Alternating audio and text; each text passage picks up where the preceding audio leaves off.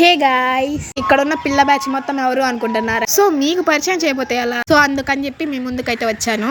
First of all వీళ్ళందరూ నాకు కొడుకులు అవుతారు. ఇంటి మీకు ఇంతమంది కొడుకులు ఉన్నారా అనమాకండి. వీళ్ళంతా మా పెద్ద మావయ్యల మనవళ్ళు మనవరాలు వాళ్ళు. సో మేమందరం ఇలా 1 yearకి ఒకసారి కలుస్తాం. మేము ఎలానో పక్కనే కాబట్టి ఉండేది 4 days అయినా రచ్చ. ఇక్కడికి వస్తే ఫుల్ హ్యాపీ. నిహాంత్కి వాడిని కేరింగ్ చేయడానికి ఎంత మంది ఉన్నారు, పోటీలు కానీ పడతారు. ఇంకా ఇలాంటి విషయాలు అనిపించింది నిహాంత్ ఎంత లక్కీయో అని. ఎందుకంటే ఇంత మంచి బ్రదర్స్ దొరికినందుకు. ఊరికి వస్తే చాలు డేస్ ఎలా గడిచిపోతాయో అని కానీ తెలీదు, అంత ఫాస్ట్ గా గడిచిపోతాయి. ఫస్ట్ ఆఫ్ ఆల్ మాకు అసలు బోర్ అనేది కొట్టదు. నిజం చెప్పాలంటే మాకు నిద్రగాని రాదు. నైట్ 1 అయినా అలా పెట్టుకుంటాం ముచ్చట్లు. సో నిహాంత్ చేసే అల్లరి పనులు చూసి అందరు నవ్వుతున్నారు. వాళ్ళ పెద్దనాన్న వాళ్ళు, వాళ్ళ అమ్మోళ్ళు, వాళ్ళ నాయనమ్మ వాళ్ళు అందరూ పొద్దున్నే లెగిస్తే ఎవరింట్లో ఎవరుంటామో కానీ తెలీదు.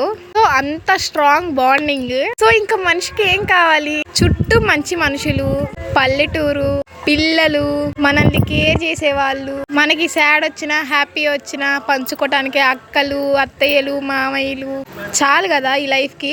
సో చాలా క్వాలిటీ టైం స్పెండ్ చేసాము సమ్మర్ హాలిడేస్కి వచ్చి. మీరు అనొచ్చు అసలు మీకు గొడవలే రావా అని. ఆబ్వియస్లీ రాకుండా ఏ కుటుంబంలో ఉండవు. మళ్ళీ ఆ కోపం అండేగానే ఉండదు. ఇలాంటి కుటుంబంలో నేను కూడా ఉన్నందుకు నేను చాలా హ్యాపీగా ఫీల్ అవుతున్నా. అసలు ఎంతలా అంటే అది మాటల్లో చెప్పలేనంతలా.